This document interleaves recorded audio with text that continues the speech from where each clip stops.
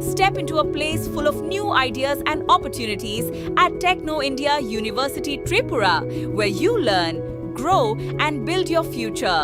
A place that truly helps your dreams become a reality. পরিবেশ রক্ষায় শুধু বৃক্ষরোপণ নয়, পরিচর্যাও জরুরি। মেয়র দীপক মজুমদার। পরিবেশের ভারসাম্য রক্ষা করতে কেবল গাছ লাগালেই চলবে না, সেই গাছকে বাঁচিয়ে রাখার দায়িত্ব সবাইকে নিতে হবে। রবিবার সকালে আগরতলা ৪ রামনগর স্পোর্টিং ক্লাবের উদ্যোগে আয়োজিত এক বন মহোৎসব অনুষ্ঠানে উপস্থিত হয়ে বৃক্ষরোপণ করে এই বার্তা দেন আগরতলা পুর নিগমের মেয়র দীপক মজুমদার। মেয়র বলেন, পরিবেশের সুরক্ষায় কেন্দ্রীয় সরকার ও ত্রিপুরা সরকার নিরলসভাবে কাজ করে চলেছেন। সরকারের পাশাপাশি বিভিন্ন ক্লাব এবং সামাজিক সংস্থা এগিয়ে এসেছে। বর্তমান সময়ে এক পেড় মা কে নাম, মায়ের নামে একটি গাছ স্লোগানকে সামনে রেখে দেশজুড়ে ব্যাপক বৃক্ষরোপণ কর্মসূচি নেওয়া হচ্ছে।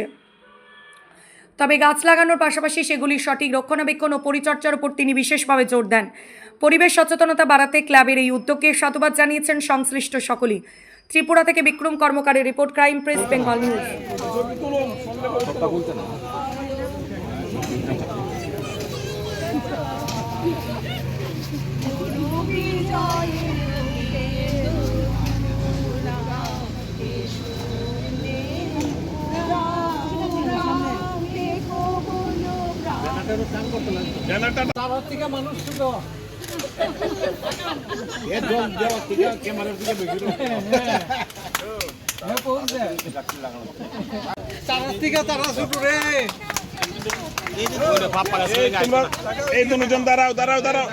দাদা একটু পিছন না, দাদা একটু পিছন লাগা। জল দো তোমরা জল দো, জল দিয়ে লোক। দাদা ফাটো সরান, আমরা ফাটো সরান ওখানে জলের লোক।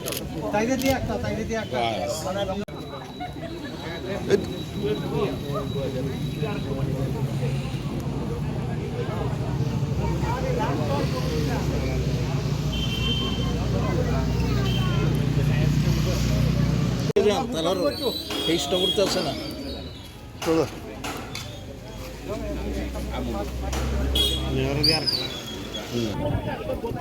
দাদা ঘুরে দেন, ঘুরে বয়ান সামনের দিকে তাকান।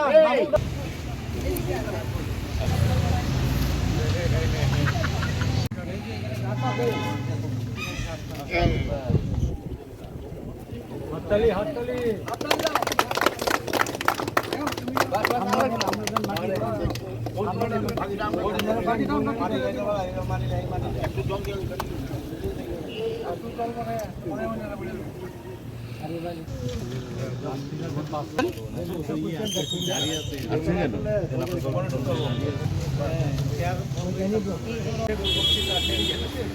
আমার আপনার সকলের প্রিয় আগরতলা মিউনিসিপ্যালিটি কাউন্সিলের মাননীয় মেয়র তথা আমরা এখন আমাদের কর্মসূচি আরম্ভ করব। আমরা বৃক্ষরোপণ শুরু করব। নমস্কার।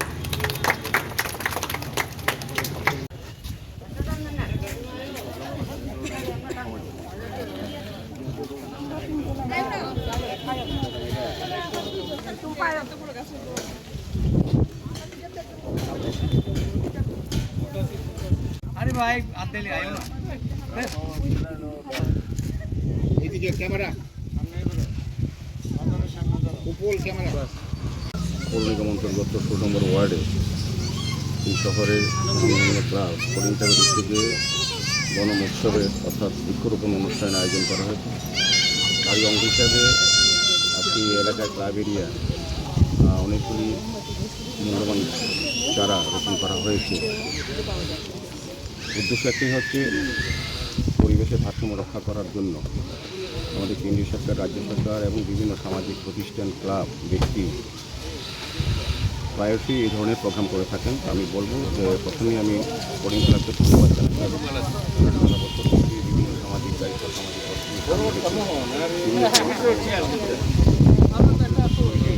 এই কারণে আমি বলবো যে আমাদের দেশের প্রধানমন্ত্রীও বিশেষ গুরুত্ব দিয়েছেন। তিনি আবেদনই সারা ভারতবাসীর কাছে যাতে গাছ লাগানো হয়। এবং গাছ রক্ষা করার জন্য উনি একটা নতুন চিন্তা ভাবনা শুরু করেছিলেন। তাকে সম্মান জানিয়ে বা ওনার বিষয়টাকে গুরুত্ব দিয়ে তারা দেশব্যাপী প্রথমত উদ্দেশ্য হচ্ছে যে এই গাছ আজকে লাগালাম আমরা সবাই মিলে হিসাবে থেকে সেটা যাতে রক্ষা করা যায়। এই কারণে প্রধানমন্ত্রীজি বলেছেন এক পেড় নাম কে মাকে নাম কর, মানে অর্থাৎ মার নামে যারা গাছ রোপণ করছি প্রত্যেকে মার নামে যদি আমরা বৃক্ষটা রোপণ করি, মাকে সেবা শুশ্রূষা করি, যত্ন করি বা মাকে শ্রদ্ধা প্রদর্শন করি, সেই গাছটা থেকেও আমাদের কীভাবে দরদ থাকবে বা সুস্থ থাকবে। কারণ আমরা বৃক্ষরোপণ প্রতি বছরটি 1903 সাল থেকেই সারা বিশ্ব ধরনের বনোৎসব পালন করা হচ্ছে, কিন্তু যতগুলি গাছ আমরা লাগিয়েছি বনাঞ্চল হওয়ার কথা এই এলাকা বা সারা শহর বা রাজ্য বা দেশ, কিন্তু দেখা যায় গাছগুলি রক্ষা করার ক্ষেত্রে আমরা সতর্ক করি না, অথবা প্রতিষ্ঠান করা হয় বিভিন্ন ব্যক্তি বা রাজনৈতিক দলের নেতারাও ছবি তুলেন গাছ লাগান, কিন্তু পরবর্তী সময় গাছগুলি বাঁচে কি না বা রক্ষা করা যায় সেগুলো রক্ষা করা যায়। কিন্তু প্রধানমন্ত্রী বলেছেন না, যে গাছটি যারা লাগাবেন সেটাকে রক্ষা করতে হবে, যত্ন করতে হবে। এবং এই গাছটা শুধু প্রতীকী গাছ নয়, এই গাছটা হচ্ছে যারা আগামী এই প্রজন্ম যারা এই পৃথিবী থাকবেন